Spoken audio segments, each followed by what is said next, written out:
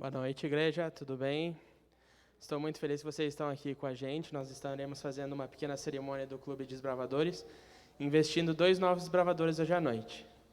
Então, eu gostaria de pedir para que todos vocês se coloquem em pé, para que a gente possa dar início aos nossos ideais.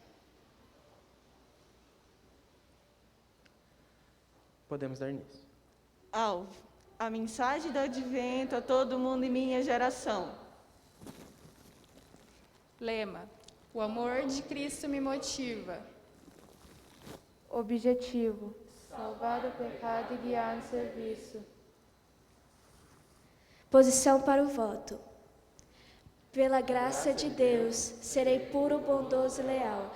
Guardarei a lei dos desbravadores, serei servo de Deus e amigo de todos. Descansar posição. A lei dos desbravadores ordena-me observar a devoção matinal, cumprir fielmente a parte que corresponde, cuidar de meu corpo, manter a consciência limpa, ser cortês e obediente, andar com reverência na casa de Deus, ter sempre um canto em coração e ir aonde Deus mandar.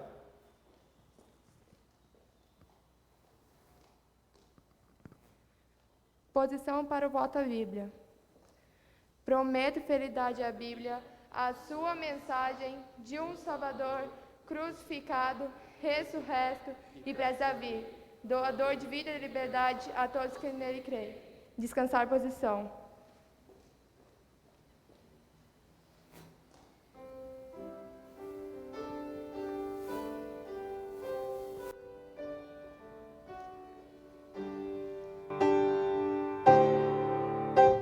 Nós somos os desbravadores, os servos do Rei dos Reis.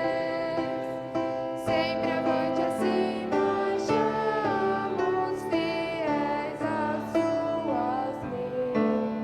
Devemos ao mundo anunciar as novas da salvação, que Cristo virá em breve para o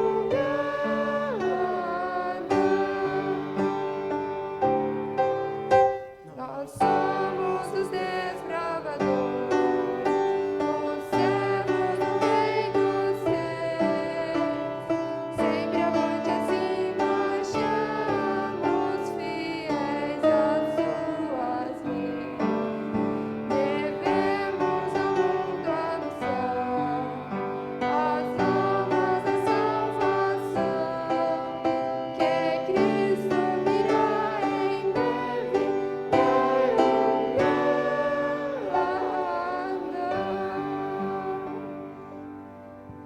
Da maneira que estamos, vamos orar? Pai querido, obrigado mais uma vez pela oportunidade de estarmos na Tua Santa Casa. Obrigado porque de alguma forma o Senhor tocou ao nosso coração e podemos ter a oportunidade de falar com o Senhor. Que o Senhor esteja presente conosco a todos os momentos e que tudo que for feito aqui seja para a Tua honra e para a Tua glória também. Abençoe o Pedro e a Emily, principalmente, que estarão recebendo o lenço, que eles possam realmente entender o significado e honrá-lo com a sua vida e com tudo que o Senhor tem para a vida deles também. Abençoe a todos nós, as nossas famílias aqui representadas, em nome de Cristo Jesus. Amém.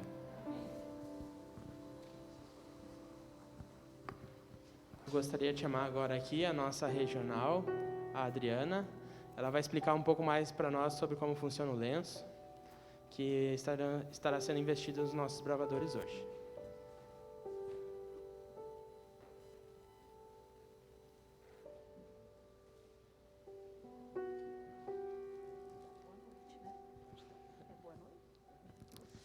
Boa noite, é um prazer estar com vocês aqui e eu fiquei incumbida de explicar o significado do lenço. Eu gostaria que um desbravador ou um líder do Clube Psimex viesse aqui à frente com o lenço para me ajudar.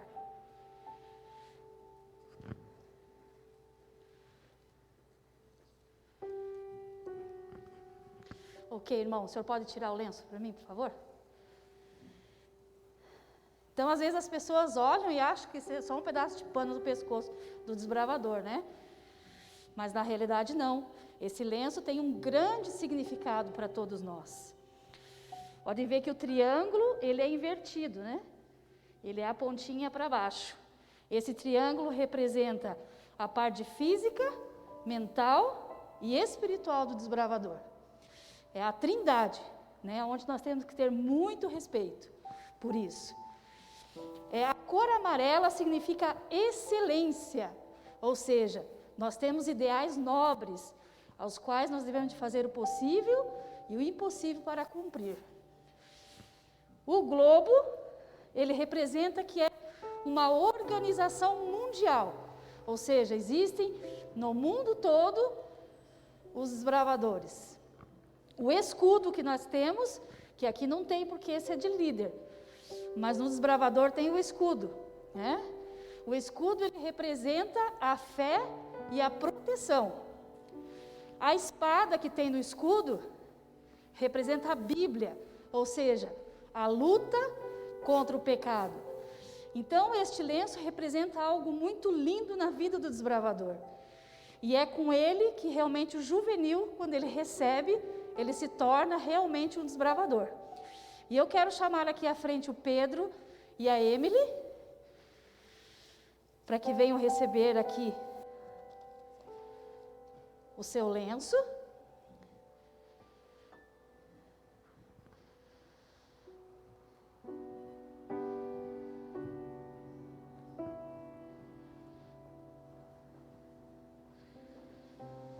Parabéns pela decisão de vocês, hein?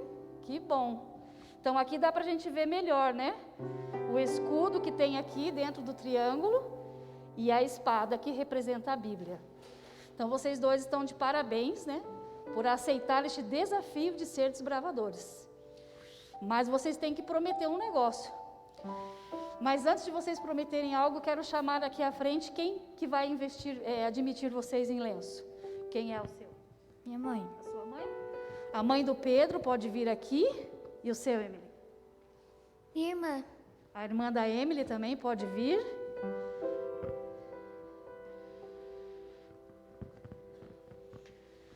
E eu vou fazer aqui para vocês algo que se chama conjuração, tá?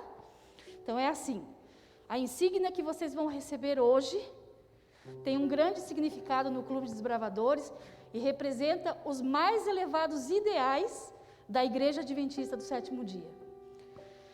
Deve ser mantido em confiança somente enquanto vocês estiverem comprometidos no voto e na lei dos desbravadores.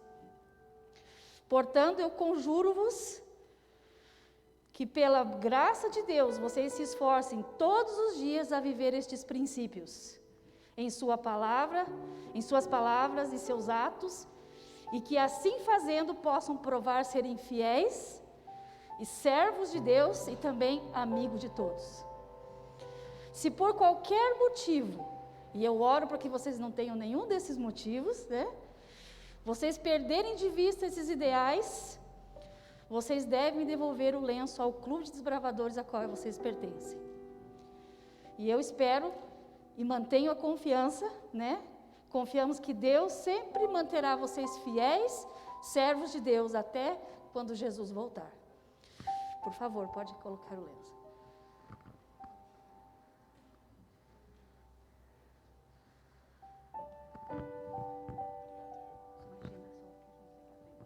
Beleza.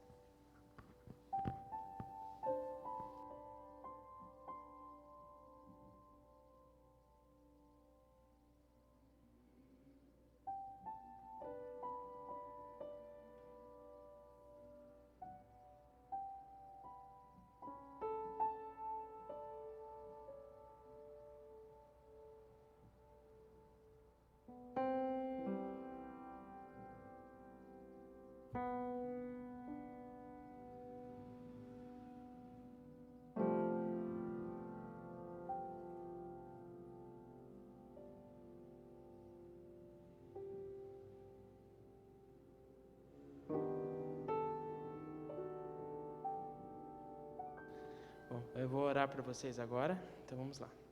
Querido Jesus, muito obrigado, Senhor, porque hoje o Senhor adicionou 2 novos desbravadores para o seu clube, Senhor.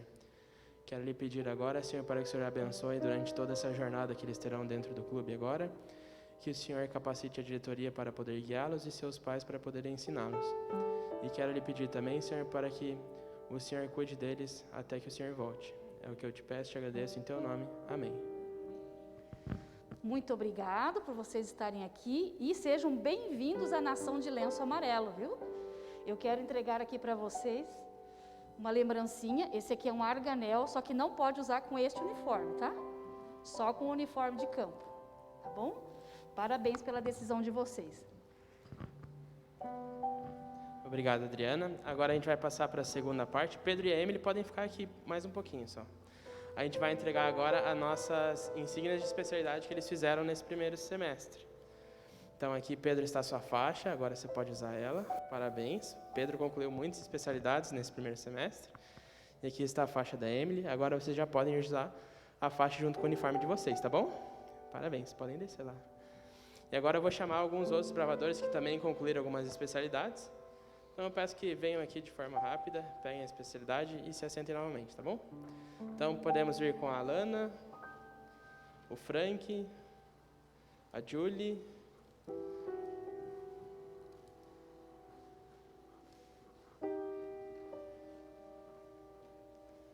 Alana, parabéns, a Julie, o Frank. Podem vir também a Adriana, a Giovana, a Rosana, a Letícia Cavalcante e não sei se o Gustavo está aí, acho que não estou vendo ele. Então, Adriana, parabéns. Giovana, Rosana e a Letícia, parabéns. É isso, pessoal. Agradeço a todos vocês por terem vindo. Vou passar agora para o Dodge. Manda bala. Quero convidar a minha equipe de louvor neste momento.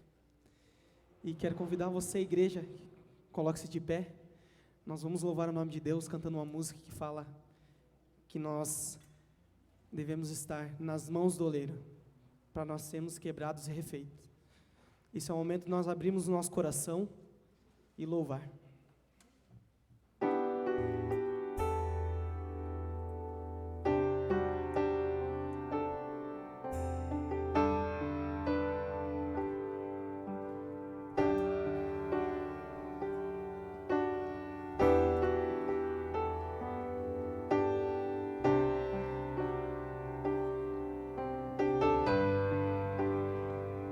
Abra o seu coração neste momento.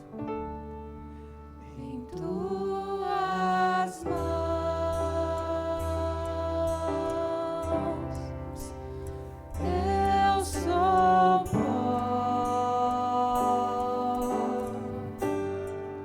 nenhum valor,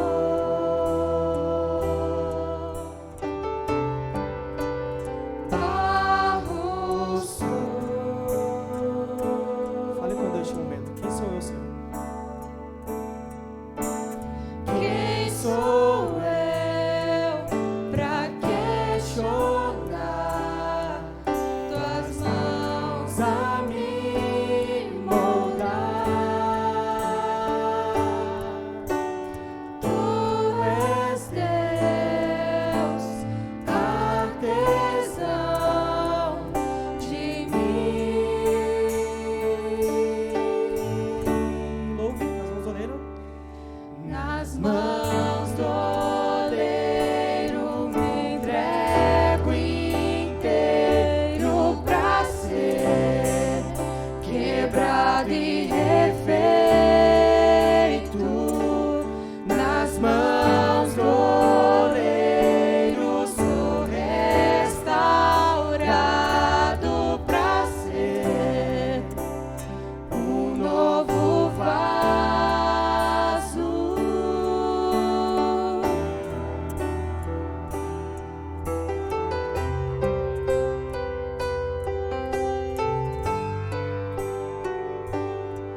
Só a igreja em tuas mãos.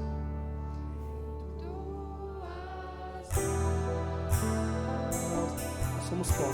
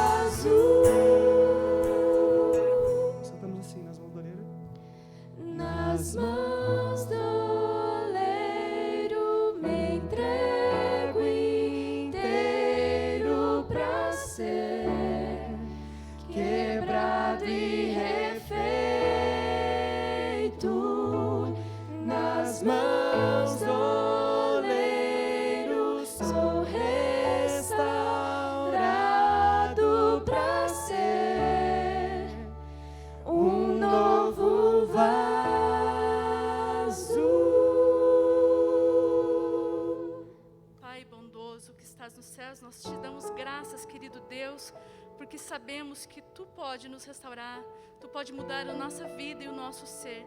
Pai querido, que o Senhor possa transformar as nossas vidas. Também queremos pedir uma bênção especial agora sobre o pregador, que ele, Senhor, seja usado por Ti, para que as Suas palavras sejam reais na nossa vida e que elas possam realmente transformar a nossa vida para aquilo que o Senhor deseja. Fica conosco, Pai bondoso, é o que nós te pedimos em nome de Jesus. Amém.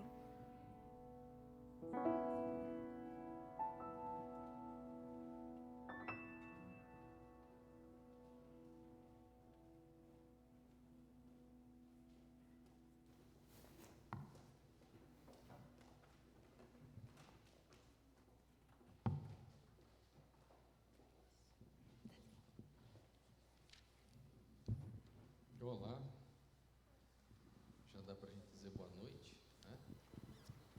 Sejam muito bem-vindos mais uma vez. Nós vamos hoje continuar a nossas reflexões sobre os 10 mandamentos.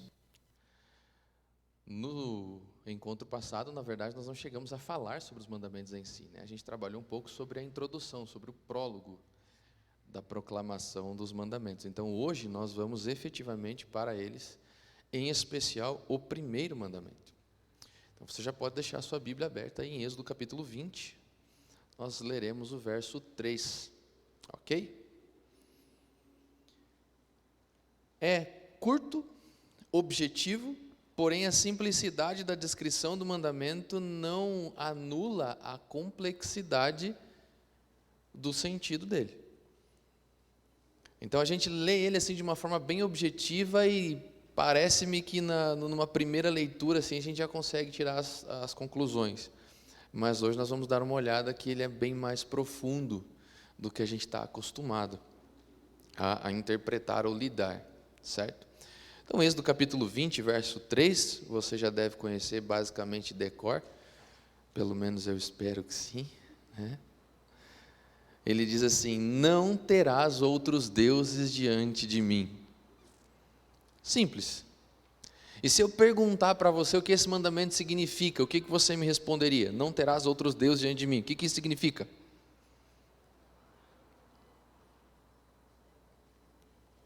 O que vocês acham? Significa amar a Deus sobre todas as coisas? Sim ou não?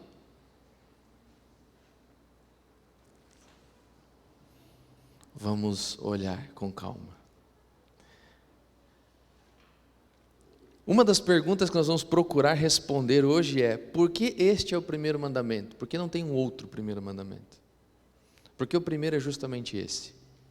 Já parou para se perguntar? Por que ele tem que ser o primeiro? Ou será que ele tem que ser o primeiro?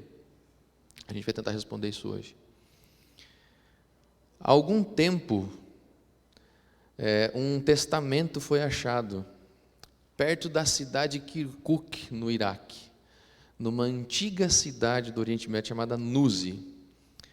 E esse testamento colocava ali os últimos desejos de um pai para a sua família, e existe algo que chamou a atenção dos estudiosos, porque o último desejo deste pai de família era o seguinte: não tenham outros deuses. Esse era o desejo dele. E ele vai explicar, diz assim: olha, os deuses que nós cultuamos, eu deixei nas mãos do irmão mais velho de vocês. E ele é o responsável por isso. Então não tenham outros deuses além destes. E a questão é, por que essa preocupação? Por que ele estava tão preocupado em dar essa instrução para a sua família como um último desejo? Será que era pela devoção àquela divindade somente, ou tinha algum outro motivo? E eles foram procurar algumas coisas e eles descobriram o seguinte, que na crença daquele povo, a divindade cultuada unia a família. Então, quando ele diz assim, olha, não tenha outros deuses além deste, ele está querendo que aquele Deus mantenha a unidade familiar. E o culto exclusivo àquela divindade trazida ou adorada pela família já por gerações, manteria eles unidos. Pelo menos assim pensava aquele pai de família. Então talvez essa seja uma das razões pelas quais esse mandamento existe, porque ele está em primeiro lugar. Porque alguns estudiosos dizem que a unidade e a força de Israel estava intrinsecamente ligada à devoção ao único Deus.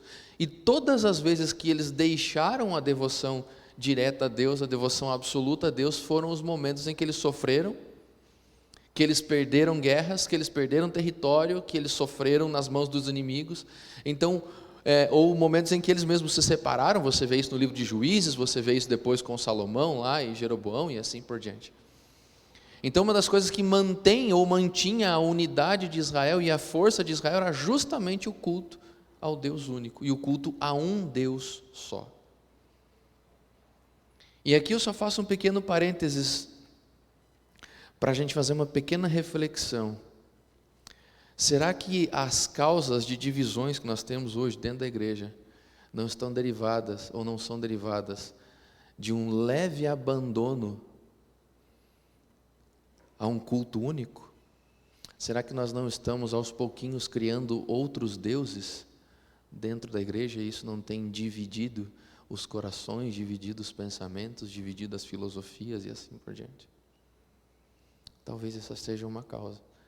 Porque seria muito difícil se nós estivéssemos unidos, cultuando o único Deus, ou um único Deus, de forma verdadeira, genuína. Seria muito difícil nós termos tantas divisões de pensamentos hoje dentro da igreja.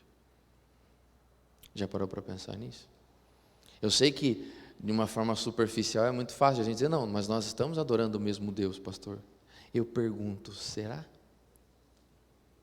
Será que é o mesmo? Uma outra questão é que este é o único dos 10 mandamentos que traz na sua prescrição um método de relacionamento e não uma ação. Ele não traz em si uma ação, e sim uma ordem quanto a relacionamento, e eu já vou explicar isso melhor para vocês. Então ele é um mandamento relacionado à forma de você viver com Deus, diretamente. Então ele deve estar em primeiro lugar, obviamente por causa disso, porque se ele prescreve um relacionamento, o restante que vai ser prescrito como ação, vai ter sucesso ou fracasso, dependendo do tipo de relacionamento que você vai seguir e estabelecer baseado na obediência deste mandamento.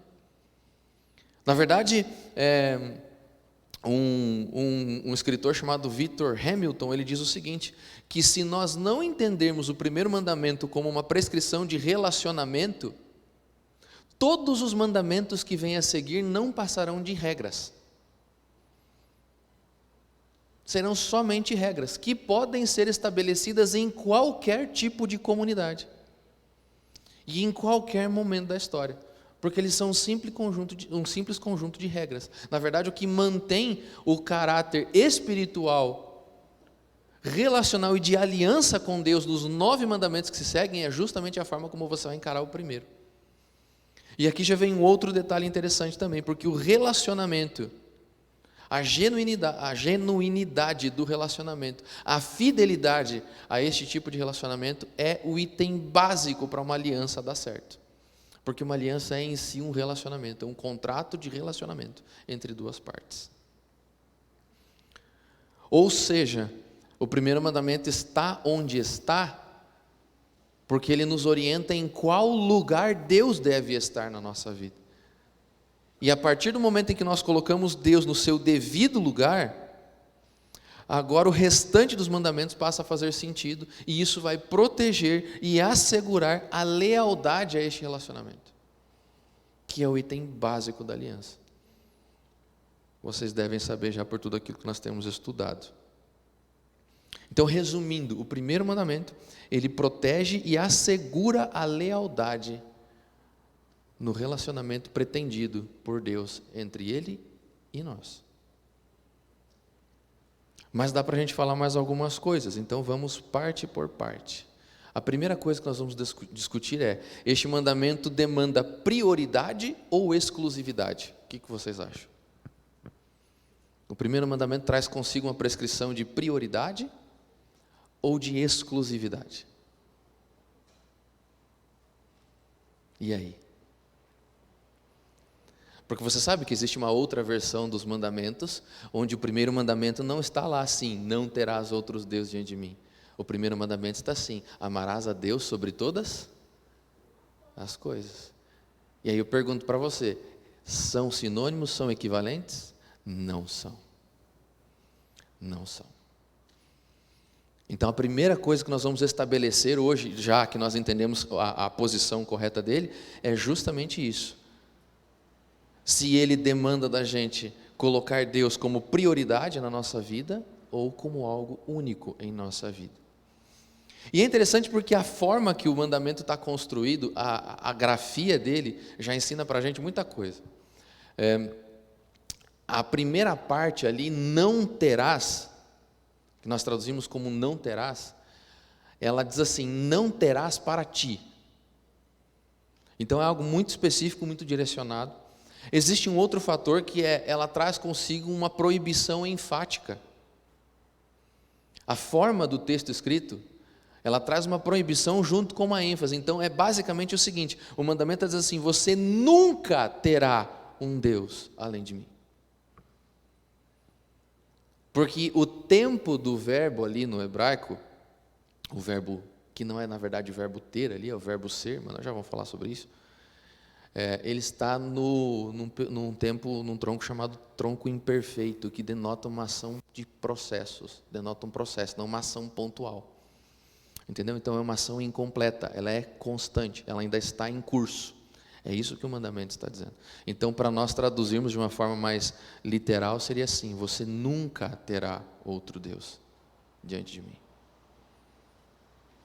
É diferente de você não vai ter agora, entendeu?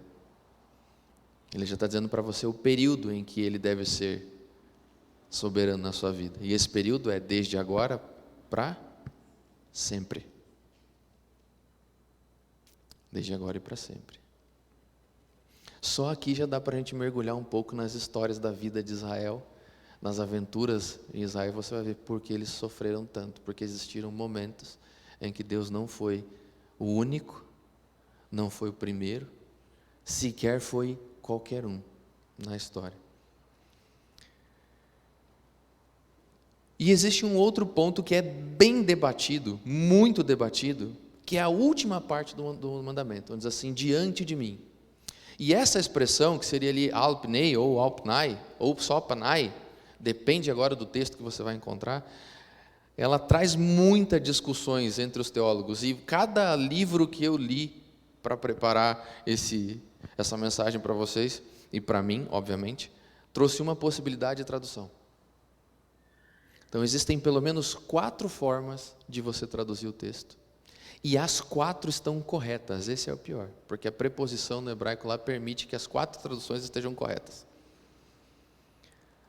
Então, nas 4 traduções o texto seria trazido assim. Primeira, não terás outros deuses diante de mim, que é a que você mais conhece, é a mais popular. Outra tradução pode ser trazida dessa forma, não terás outros deuses ao meu lado. Uma terceira tradução diz assim, não terás outros deuses me seguindo. E uma quarta possibilidade de tradução é, não terás outros deuses me confrontando. E agora? A questão que ainda é motivo de discussão para os teólogos é, qual das 4 está correta? Não tenha outros deuses acima de mim, não tenha outros deuses ao meu lado, não tenha outros deuses atrás de mim, ou não tenha outros deuses de fronte, ou de frente para mim, entendeu? No sentido de oposição. Essas 4 possibilidades podem ser gramaticalmente corretas, mas a questão é qual delas traz a verdadeira essência do mandamento. Aí num comentário de Lutero vai dizer o seguinte, as 4. As 4 estão corretas. E aqui você começa a entender o porquê que aquela substituição, ou aquela equivalência que foi tentada colocar no lugar do primeiro mandamento não faz sentido. Porque quando você diz assim, ame a Deus sobre todas as coisas, você pode abrir espaço para que você possa dividir o seu amor com outra coisa, desde que ele seja o primeiro. Então, se você adorar a Deus acima de outras, ou de outras coisas, significa que em um segundo sentido você pode adorar algo, desde que você não adore mais do que a Deus. E isso abre, por exemplo, espaço para a veneração aos santos. porque eles não estão em pé de igualdade com Deus, então você pode venerá-los. Isso foi uma controvérsia da Idade Média, onde eles substituíram a palavra adoração por veneração, e disseram assim, não, são coisas diferentes. Então, na controvérsia sobre a iconoclastia na Idade Média, as discussões que inclusive causaram rachas dentro da igreja medieval, estavam relacionadas a isso. Nós podemos ou não podemos adorar imagens ou adorar santos? E aí alguém diz assim, não, mas nós não vamos adorar os santos, nós vamos venerá-los, são coisas diferentes. Então o primeiro mandamento neste contexto, daquele jeito faz sentido, você ama a Deus sobre todas as coisas, e se você colocar Deus como principal, você pode depois dar algum espaço para outras coisas, desde que você não adore, você venere. Agora, se você for pegar as 4 acepções da preposição lá do final do verso, você vai ver que o texto não deixa espaço para nenhuma dessas coisas. Deus não exige prioridade na nossa vida, Ele exige exclusividade, quando a questão é adoração. Ao falarmos de adoração, Deus não é o primeiro, Ele é o único. Por isso, o texto mais querido dos antigos hebreus, o tão famoso Shema, começa exatamente desse jeito. Ouve Israel, o Senhor nosso Deus é o único Senhor, Ele é um, não tem outro. É interessante porque nas 4 acepções da palavra aqui, a preposição traz consigo quase que um perímetro de 360 sendo estabelecido, entendeu? Não tenha nada diante de Deus, não tenha nada além de Deus, não tenha nada que equivale a Deus e não tenha nada que siga a Deus e não tem nada que possa competir com Deus. Deus, nesse sentido, se manifesta inclusive algumas vezes a Israel como um Deus ciumento, que não tolera que ele seja dividido, ou que os espaços que lhe são exclusivos sejam partilhados com algo ou com alguém. E aqui a gente já começa a pensar, e já dá para a gente fazer uma segunda reflexão, que é, como nós temos tratado este mandamento na nossa vida? Deus tem sido o primeiro, o único, mais um ou nenhum em nossa vida? Porque, volto a dizer, se Deus não está no seu devido lugar na nossa vida, muito difícil do sábado estar sendo guardado da forma correta. Muito difícil.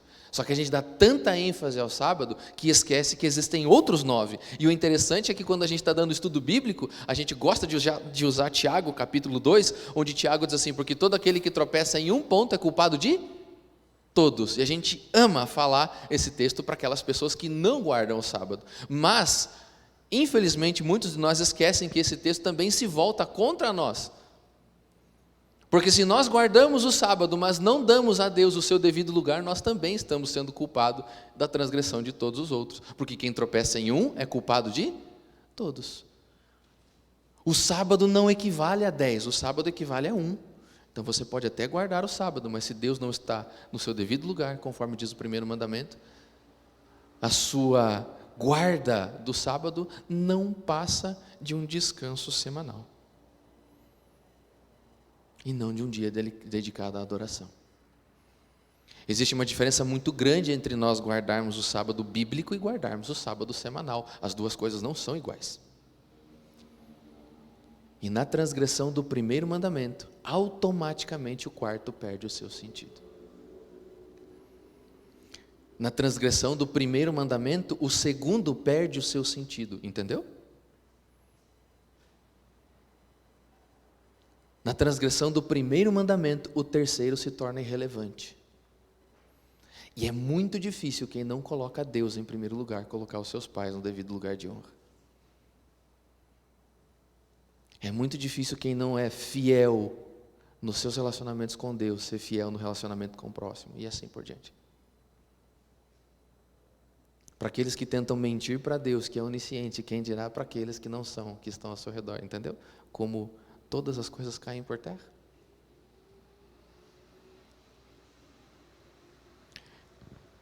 Agora, outro ponto que precisa ser estabelecido,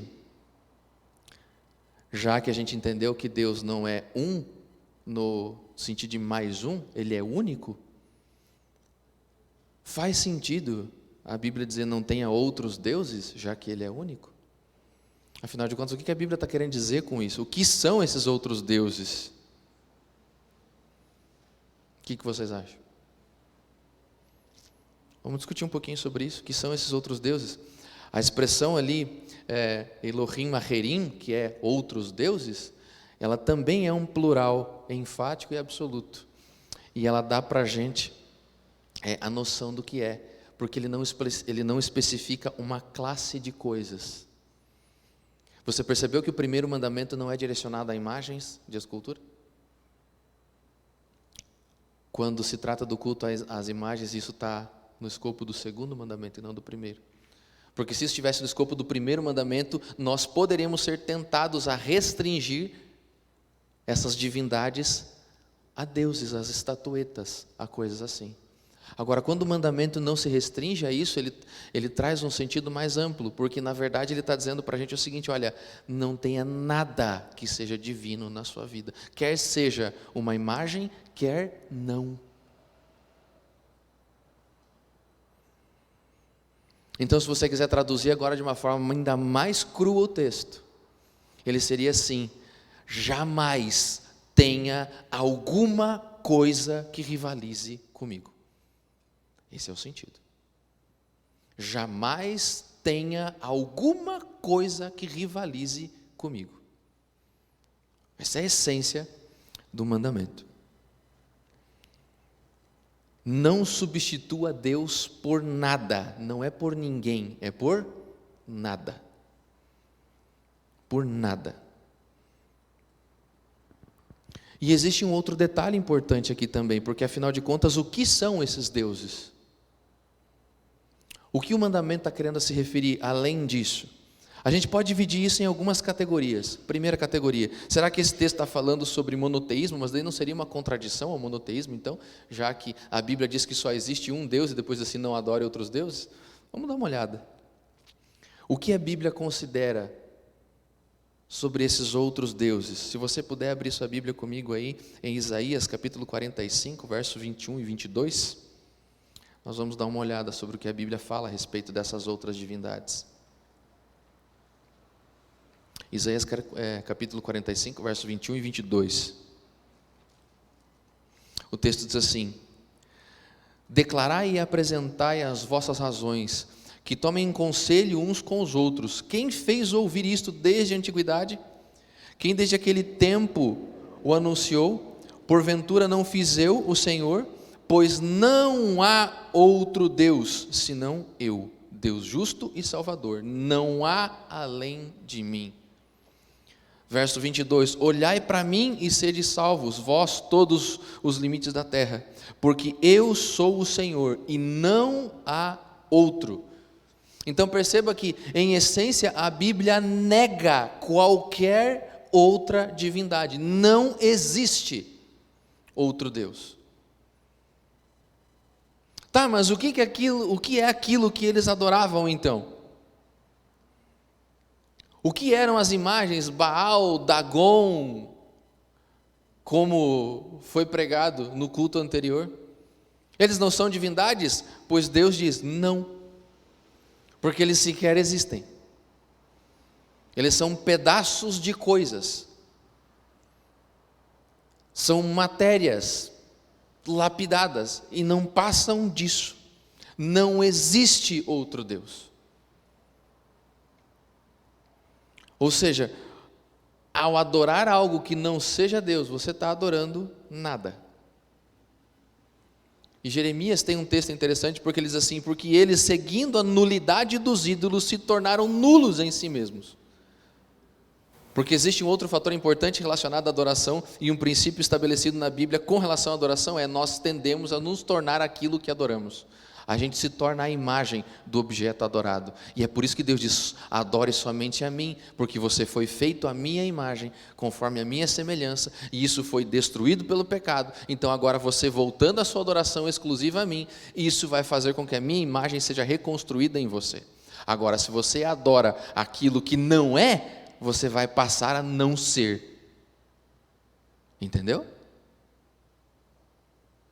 E é só você perceber o que acontece conosco quando nós adquirimos as nossas referências, e as nossas referências que são naturais, eu e você temos as referências, algo que é positivo ou pode ser negativo para a nossa vida, isso não tem problema, mas quando nós assumimos essas referências, e essas referências passam de um estado de exemplo, de inspiração para ídolo, é o momento onde eu e você começamos a ser confundidos com aquilo. Então a diferença entre um e outro passa a deixar de existir. E eu não me inspiro somente naquilo que o outro fala, mas eu começo a falar do jeito que ele fala. Eu não me inspiro no seu jeito de andar, mas eu passo a andar como ele anda, vestir o que ele veste, deixar o cabelo do jeito que ele deixa, usar as roupas que ele usa, usar os sapatos que ele usa, o vestido que ela usa, a barba que ele usa e assim por diante. E eu começo a me tornar uma cópia daquele objeto, daquela pessoa, daquele indivíduo que se torna agora o meu ídolo. Essa é a verdade. E pare para perceber como fatalmente e inconscientemente muitas vezes nós nos tornamos a imagem e semelhança daqueles que são as nossas referências e os nossos exemplos, que aos poucos vão se tornando ídolos. Este é o mundo que nós estamos mergulhados hoje, com tantos influencers de qualquer coisa. Esses influencers de internet, de web, nada mais são do que candidatos a ídolos, onde estão ali para serem imitados, copiados, admirados e coisas assim. E se colocam num estado de importância tal que começam a convencer as pessoas de que o momento em que ele vai ao banheiro é importante demais para ele guardar aquilo para si só. E ele tem que compartilhar agora a sua ida ao banheiro. Que a sua refeição é importante demais para ele fazer sozinho, então ele precisa colocar isso para que todos vejam onde ele comeu, quando ele comeu e o que ele comeu. E tem muita gente que vive e passa seus dias esperando essas pessoas colocarem as coisas que fazem na internet, para poderem ter alguma alegria, algum alívio, algo em que se inspirar, algo em que se basear, algo a que admirar. Se isso não é idolatria, meus amigos, eu não sei mais o que é. Se isso não é idolatria, o que mais seria? Só que hoje, as ofertas e sacrifícios não são animais, não são crianças, não são bodes e não é sangue. Os sacrifícios e as ofertas hoje são tempo, dinheiro, apego, curtidas, likes, compartilhamentos. Esses são os sacrifícios, essas são as ofertas que nós dedicamos aos ídolos virtuais que estão sendo construídos e admirados. E se algum egípcio se levantasse dos períodos do faraó, nos dias de hoje, acredito eu que ficaria espantado com a quantidade de divindades que temos perambulando o mundo afora. Se Paulo ficou espantado com a quantidade de imagens que tinha em Atenas, o que ele diria hoje ao entrar no Instagram? O que ele diria hoje?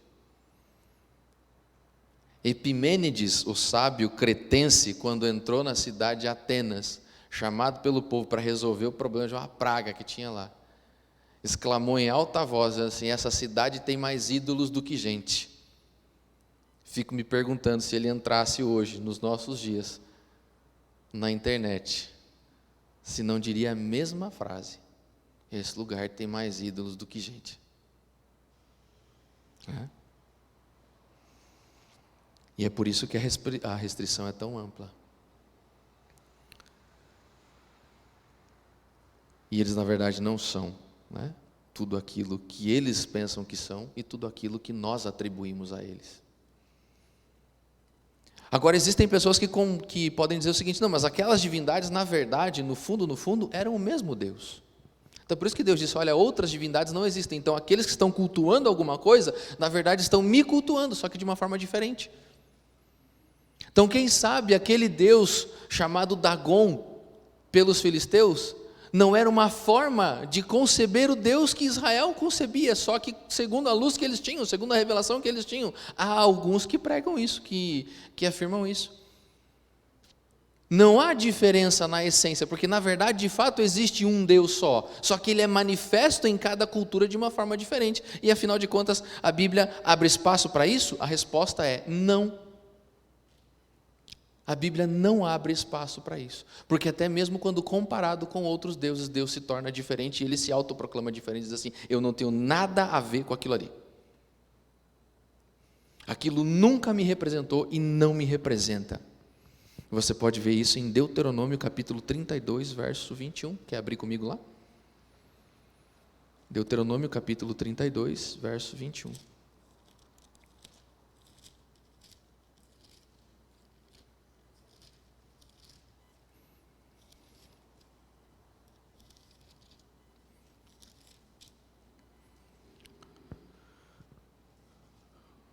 O texto diz assim, a primeira parte, né? A zelos me provocaram com aquilo que não é Deus. Com seus ídolos me provocaram a ira. Não é uma forma de Deus. Não é uma expressão diferente de Deus. Não é uma revelação diferente de Deus. Deus diz assim, aquilo não é Deus. São ídolos, não são Deus. Jeremias capítulo 2, verso 11, também vai falar algo parecido.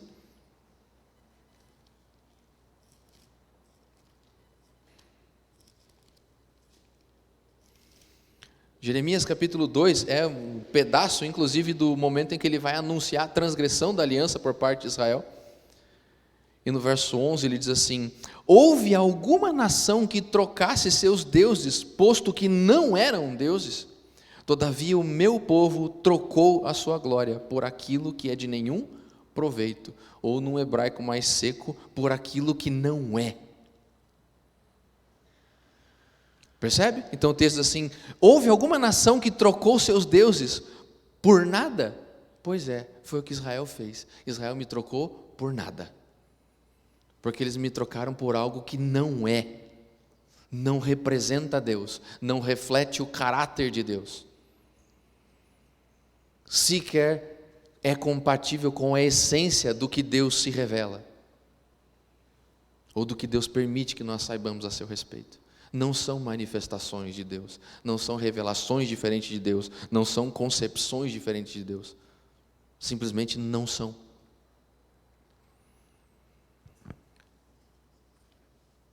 Deus se torna diferente, destacado, Ele mesmo se separa de toda e qualquer divindade. Então, afinal de contas, se esses deuses não existem, se eles não são, por que essa restrição? Por que não ter outros deuses? Ora, a segunda razão é porque nós, com o tempo, adquirimos a habilidade de divinizar coisas. Então, deuses em si podem não existir, mas nós aprendemos a divinizar coisas. Isaías vai falar vastamente sobre isso. Ele diz assim, tem um indivíduo que pega um machado, vai lá numa madeira, dá forma a uma madeira, se prostra diante da madeira que ele deu forma e depende de algo que ele criou. Ele divinizou algo que nunca teve um valor em si. Mas aquele Deus talhado por ele, esculpido por ele, passa a ter um valor que ele mesmo atribuiu e se torna dependente daquilo que ele valorizou. Por isso Jeremias vai falar assim, é loucura, é insanidade. Quem foi o primeiro indivíduo que disse que o ouro tem o valor que deve ter hoje? De onde surgiu o valor do ouro? Se não foi imputado por alguém. E hoje as pessoas se tornam escravas daquilo que imputaram valor.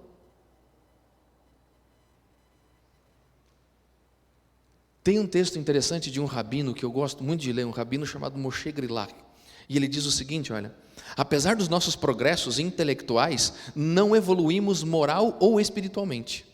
Abandonamos os deuses de ouro e prata para tornar o próprio ouro e a própria prata em seres divinos.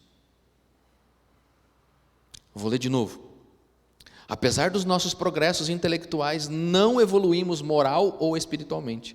Abandonamos os deuses de ouro e prata para tornar o próprio ouro e a própria prata em divindades. Hoje eu não preciso me prostrar diante de uma imagem de ouro, mas eu me prostro diante de um cartão de crédito.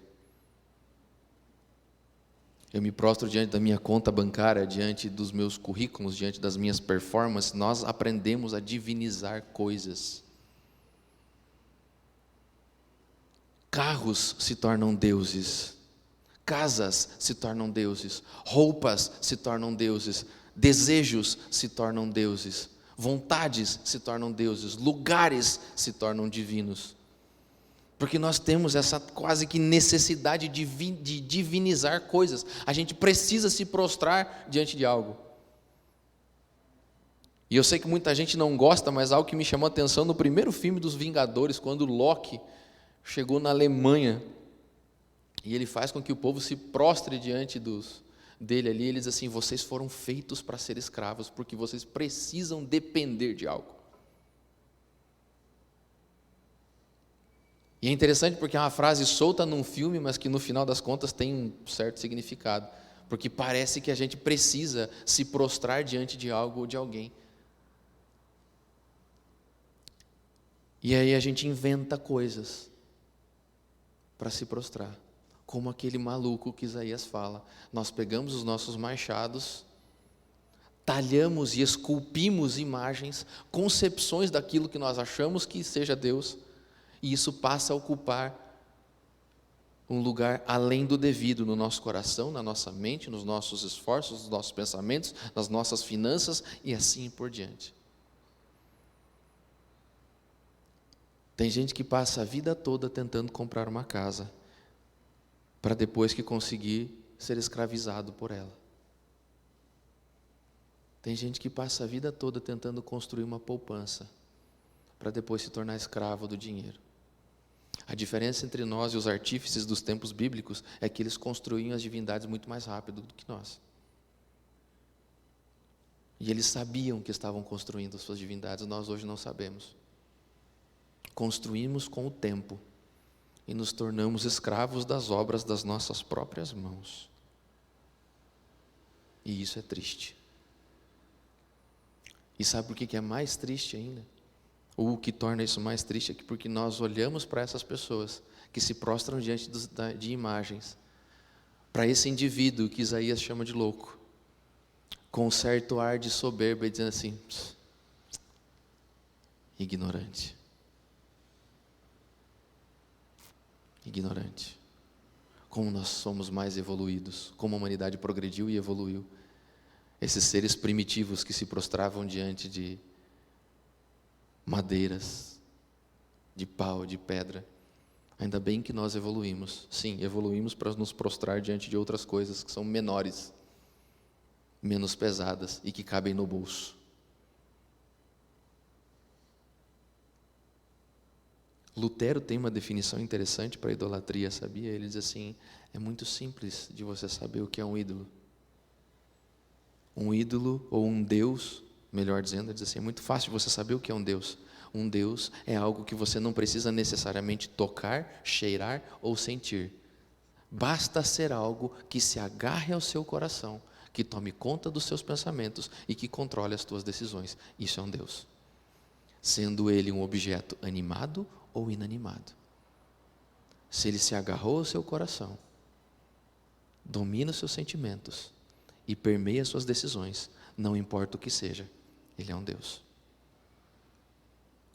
E eu deixo a reflexão para você, assim como eu gastei algum tempo nesse trecho, durante o preparo desse tema, sobre o que tem se agarrado ao meu coração, sobre o que tem dominado os meus sentimentos e o que tem determinado as minhas decisões. Já parou para pensar? O que tem se apegado, se agarrado ao seu coração? Quando nós aceitamos a Deus como nosso único Salvador, Ele começa um processo de faxina. E a faxina de Deus dói. E ela dói por um motivo muito simples. Porque as primeiras coisas que Deus vai limpar em nosso coração são justamente as coisas que estão agarradas a Ele. E a limpeza de Deus machuca porque esses ídolos encalacrados em nosso coração são as primeiras coisas que Deus vai arrancar da nossa vida. E dói você se desfazer de um ídolo. Dói porque você está apegado a ele, você está agarrado a ele, e você, consciente ou inconscientemente, é dependente dele. Porque você não consegue mais imaginar a sua vida sem aquele negócio. E eis aqui um outro termômetro, uma outra dica para você começar a ver quais são os ídolos da sua vida. São aquelas coisinhas que você não consegue imaginar a sua vida sem. Então feche seus olhos por 15 segundos e tente imaginar algo que faria extrema falta na sua vida, algo que você não conseguiria viver sem, que você não imagina seu dia sem, a sua existência sem, as suas conversas sem. Isso é um ídolo. É aquilo que você mais gosta e vai ser uma das primeiras coisas que Deus vai mexer na sua vida para arrancar. Por quê? Porque se Ele não te ajudar a obedecer o primeiro mandamento, os outros 9 caem por terra. Então Deus não é um ser ilógico. Se Ele colocou o primeiro mandamento do jeito que está, como está e onde está, a primeira coisa que Ele vai fazer na nossa vida é remover os ídolos, para que não haja concorrência. Então pare e pense nas coisas que estão acontecendo contigo e se pergunte: é provação ou é um livramento da parte de Deus? Muitas coisas que acontecem na nossa vida, até mesmo as ruins, não passam de livramentos de Deus. Uma faxina espiritual na nossa vida, onde Ele está arrancando os ídolos que estão tomando um espaço em nosso coração, que é dele e de mais ninguém. Você acha que só você foi tentado com isso? Meu amigo, uma das primeiras coisas que Satanás fez com Jesus foi tentá-lo a quebrar o primeiro mandamento. Quando ele se encontra com Jesus no deserto, ele diz assim: tudo isso é meu, e se prostrado me adorares, te darei tudo. E o discurso do diabo sempre foi o primeiro, sempre foi esse, desde a queda de Eva, até o discurso com os anjos. E hoje comigo e contigo: se prostrado me adorares, vou satisfazer todos os teus caprichos, vou ceder a todas as suas vontades, e você pode comer até se lambuzar. Ele só não conta para você que um dia a fatura chega e você vai ter que pagar a conta. Já Deus é o contrário, Ele diz assim: filho, eu não vou dar tudo o que você quer, porque você não tem maturidade suficiente para saber o que você quer e o que você precisa. Eu sei o que é melhor para você, então tudo o que eu te der vai ser sempre o melhor, e tudo o que eu tirar vai ser sempre o pior. Jesus nos ensina a olhar para esse mandamento de forma positiva, e é interessante porque Ele não responde à tentação de Satanás para que ele quebre o primeiro mandamento citando o primeiro mandamento na sua estrita letra. Ele vai para um aspecto positivo do primeiro mandamento, que está lá em Deuteronômio capítulo 4, verso 10, Deuteronômio capítulo 6, versos 5 e 13, especialmente o verso 13, Deuteronômio 6, 13, onde ele diz assim: amarás o Senhor teu Deus, e só a Ele dará culto. Percebeu que ele não cita não terás outros deuses diante de mim, mas ele cita amarás o Senhor teu Deus, e só a Ele dará culto. É assim que Jesus responde à tentação de Satanás. Então ele nos ensina uma das lições mais valiosas a respeito do primeiro mandamento, que não é somente se desfazer dos falsos ídolos, mas é se apegar ao verdadeiro Deus. Não basta abandonar uma adoração equivocada, é necessário se encaminhar para uma adoração correta. O deixar os outros deuses para lá é um passo. O segundo passo é caminhar em direção a Deus. Nós infelizmente achamos que a coisa é automática. A partir do momento em que eu volto as costas para um falso Deus, eu viro a direção diretamente para Deus, e não é assim, porque eu posso voltar as costas para um falso Deus e ficar parado, e não caminhar em direção ao verdadeiro Deus. E o que Jesus está nos dizendo é que o mandamento não só diz para a gente não adorar outros deuses, mas diz para nós adorarmos a Deus. E seguindo o eco de Deuteronômio capítulo 6, verso 5, a segunda parte, então a primeira parte, lembra? Ouve Israel, o Senhor nosso Deus é único, o Senhor nosso Deus é um. E aí o verso 5 diz assim: amarás, pois, o Senhor teu Deus de todo o teu coração, de toda a tua alma, de todo o teu entendimento, com todas as tuas forças. Não é um pedaço do teu coração, não é um pedaço da tua alma, não é um pedaço da tua força, é tudo. É tudo. Isso obviamente faz eco ao primeiro mandamento, quando diz assim: você não pode ter nada que rivalize comigo. E aqui Moisés está dizendo isso de uma forma positiva. Como você pode fazer para não ter nada que rivalize com Deus? Ame a Deus de todo o teu coração. O que significa amar a Deus de todo o coração? Significa lealdade absoluta a Ele. Não há moda, não há influenciadores, não há política, não há sociologia, não há religiões, não há presidentes, não há políticos, ninguém. É lealdade absoluta a Deus e somente a Deus. De toda a tua alma. Lembra que a palavra nefesh, que significa alma aqui, ela também significa vida. Amarás o Senhor teu Deus com lealdade absoluta e com toda a tua vida, ou seja, mesmo que isso te custe a vida, diz o grande rabino Rashi. Ame a Deus, mesmo que isso te custe a vida. E isso você viu muito bem estabelecido na vida dos mártires, dos apóstolos e do próprio Senhor Jesus. Terceiro, com todas as tuas forças, significa um compromisso total, onde os teus talentos, os teus bens, as tuas propriedades, o que você é, tudo está debaixo do jugo e do crivo de Deus.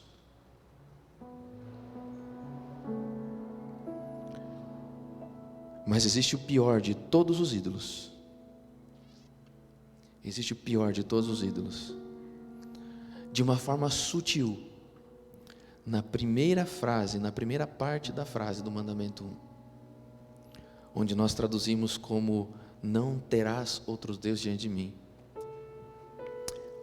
A expressão em hebraico é lo rie. E é interessante porque rie é o verbo raiá, que significa ser. É o verbo ser em hebraico. Então, numa forma bem sutil, o mandamento pode ser traduzido assim: não serás outros deuses diante de mim.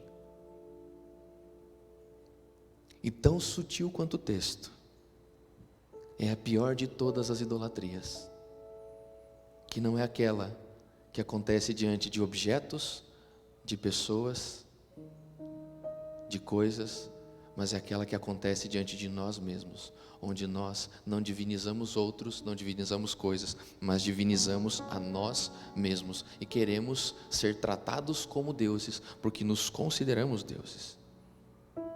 E essa é a idolatria mais sutil de todas elas. É quando a minha vontade prevalece sobre a vontade de Deus. É quando os meus sentimentos prevalecem sobre o sentimento de Deus. É quando os meus desejos são prevalecidos além do desejo de Deus. É quando as minhas regras são maiores e mais importantes do que as regras de Deus. É quando os meus gostos estão acima da lei de Deus. É quando a minha vontade está acima da vontade de Deus. É quando as minhas decisões são mais importantes do que as decisões de Deus. Eu me tornei um ídolo, e esse é o pior de todos para ser destruído. Esse é o mais difícil de ser destruído. Sabe por quê? Porque ele não é palpável. Ele não é destruído com um machado, ele não é destruído com uma marreta, ele não é destruído com uma bazuca, porque ele está dentro de nós. E ele só pode ser destruído mediante uma implosão e não uma explosão. E é por isso que, apesar de muito pesado, tão necessário é cantarmos: eu quero ser, Senhor amado, como um vaso nas mãos do oleiro. Quebra a minha vida e faz-a de novo, porque eu quero ser, Senhor, um vaso novo. É por isso que Davi, no auge do seu desespero, vendo que ele tinha se tornado um ídolo para si mesmo, acordando meio-dia,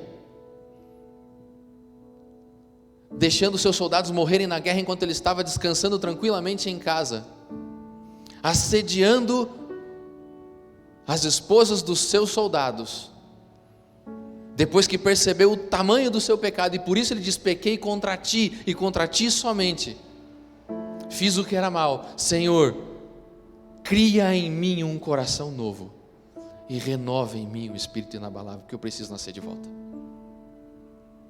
Porque eu criei o pior de todos os ídolos, eu não me prostrei diante de nenhuma imagem. Você não vê nenhuma vez na história de Davi ele se prostrando diante de alguma divindade, já percebeu? Mas no final das contas ele acabou criando o pior de todos os ídolos, porque ele se tornou um Deus na sua cabeça. Algumas pessoas dizem que os mandamentos são obsoletos e antigos pela sua linguagem arcaica. Isso é coisa do tempo de lá, pertencente a uma outra era. Mas um escritor chamado Franz Rosenzweig transporta o mandamento para nós hoje. E ele diz o seguinte: a multiplicidade do culto continua existindo. Cultura, civilização, povo e país, nação e raça, arte, ciência, economia e posição social. Eis uma resenha curta e certamente incompleta do panteão de divindades modernas. E quem pode negar a existência desses divinos? Jamais um idólatra adorou com tanto sacrifício e fé como os nossos contemporâneos fazem aos deuses acima.